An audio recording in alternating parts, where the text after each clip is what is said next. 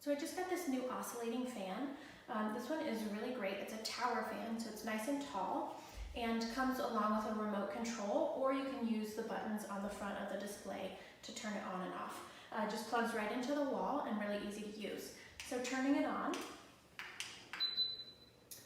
and you will see that there's lots of different settings available.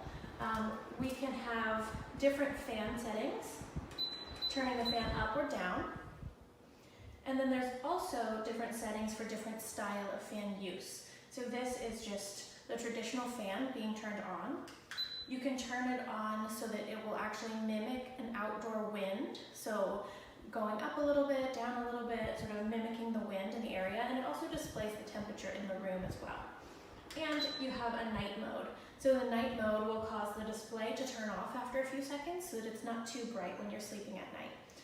We can also turn on the rotation so that the fan rotates side to side.